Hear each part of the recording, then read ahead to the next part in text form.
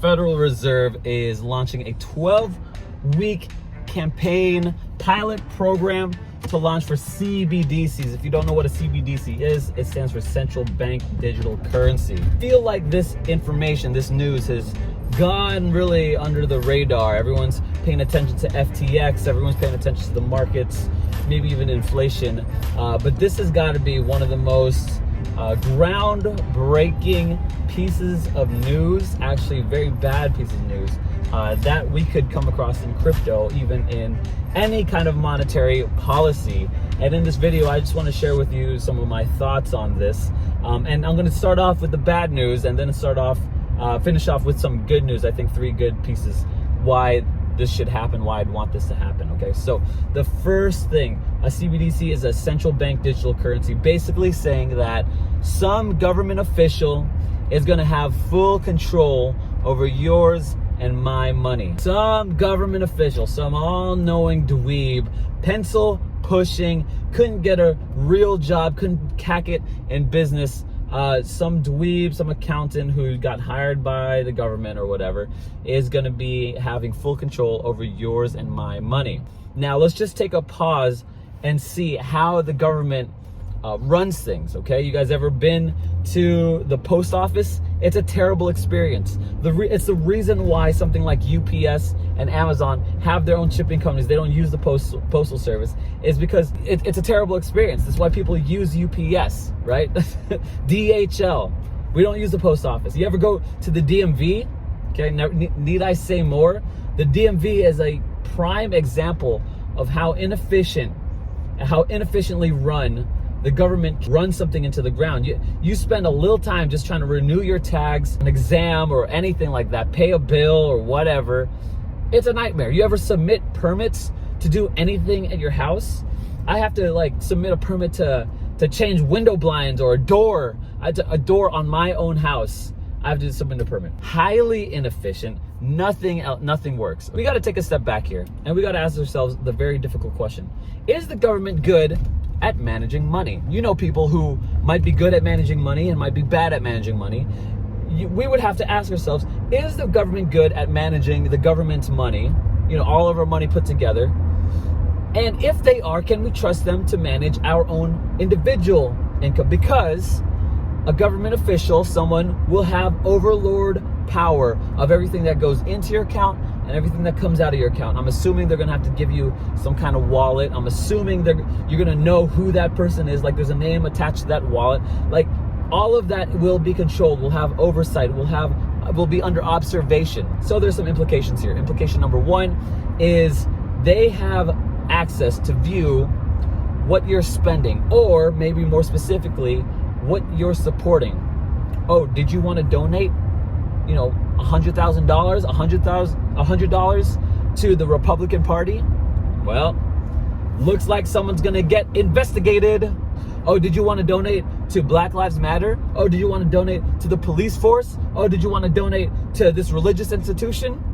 Do you really want the government and some person behind the screen who has their own internal strife or whatever agenda that they got going on, and they got control over your money? They could pause it, they could freeze it, they could be like, oh, something's fishy here. They could launch some kind of investigation onto your taxes, onto your income or whatever. Do you get paid on the table? Are you a waitress or a waiter? Do you get paid on the table?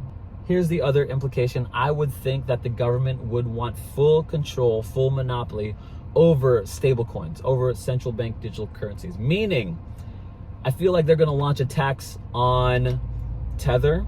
They could launch a tax on USDC, DAI. They could launch investigations on there. They could really manipulate markets. If they depeg Tether, which I'm not sure how they would, I'm sure it's possible. They could depeg Tether by just looking into the reserves or whatever, causing some kind of chaos. They should. Someone should. But they could attack these guys. They could attack, and that would throw the whole market into some kind of turmoil for sure. Now, it's not all bad news, because I have 3 reasons why it would be a good thing. CBDCs, central bank digital currencies, a central bank, a stable coin would be a good thing for people like you and me, just regular, average, everyday people like you and me. The first thing is regulation. They would have to, I would imagine, they would have to have some clarity on the rules for their CBDC, for their stablecoin. And when they bring in the rules, that means everyone can play by that rule set, right? So now regulation is entering into the market, and now big investors would be more likely to enter into these markets. And I'm thinking sovereign wealth funds, I'm thinking pension funds, I'm thinking all these guys with secret big money, like the secret oil sheiks of Iran or some nonsense. You know what I'm saying? Like, these are the types of people who have been holding off because stuff like FTX could happen. There's no regulation, there's no oversight over these exchanges, and so people can lobby and do this kind of back and forth thing, you know, like people can do all this shadiness. Once they set down ironclad regulation, clear rules, clear boundaries for everyone, I think then it's going to be useful for everybody. So I think that's the first good thing, is regulation. The second good thing has to be the ability to track government officials receiving and sending out money. That's gotta be number two. I mean, I would imagine that if the government knows yours and my name and attaches it to our wallets, that the public would have full access to the wallets, the public wallets of public servants. So if someone's running for office, if someone is, you know, running for some kind of public official, public servant, that we would know their wallet, and that we would know, like, oh, $6 million got dropped into here. Did you know that FTX was the second largest donor, or Sam Bankman-Fried was the second largest donor to the Biden administration? Why? Because he's paying for political protection. He's paying for political protection. He's paying to try to hit down and knock down Binance and lobby for this kind of stuff. So we would look at the Biden wallet and we would see, oh, why was there $1 bajillion donated to him? Who was this? Where did this come from? And maybe that kind of stuff could be public knowledge too. Now, blockchain is still pseudonymous, meaning we don't know their name initially, and maybe they don't leave that public record, but maybe they should, maybe they will. And that would be, I think, a very good thing. Full transparency over public servants, because a lot of that, you know, Hunter Biden stuff, a lot of that shady nonsense dealing, backdoor dealing, I want to know. I want the internet sleuths out there to, like, track all this stuff out. I want them to track and find out, hey, who's receiving money from who? What kind of government contract got paid off by who? You know, like, oh, this war's going down. Who's the weapons manufacturer who donated to the politician who voted for the war? You know, stuff like that, right? I'm not mentioning anyone particular, but I know that these types of scenarios can raise for themselves some headaches, some issues, all that kind of stuff. Finally, the third thing, and probably the most important thing, is people will move into Bitcoin. Okay, people are more likely to move into Bitcoin. Why? Because if I'm driving and I put down spikes in the middle of the road, and I see these spikes. Those spikes are going to tear up my wheels, and it's going to totally wreck everything. I'm going to divert my path and head down another way. I'm going to divert my path and head down another road, as it were. So yes, I think that, you know, regulation and CBDCs are spikes in the middle of the road that allow for people to see and say, oh, I'm not going down that road. And what road they're going to get pushed down? They're going to get pushed down to Bitcoin. Why? Because Bitcoin is trustless. It's anonymous. It doesn't need the backing of the government. You can't stop Bitcoin.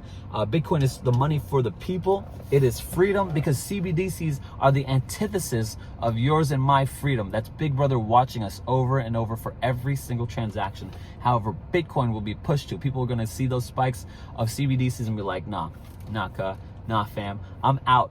All right, and I'm headed to Bitcoin. If you like some of these rants, I thought this was something new, let me know in the comment section down below. Let me know your thoughts about CBDCs down below. I'd love to continue this conversation. Head to the Discord, join, become a cowboy over there. Hit subscribe, give us a like. And if you want to know more about my journey into crypto and how I lost it all and I'm planning to get it all back, check out this video right here. Thanks for watching, and I'll see you in the next one.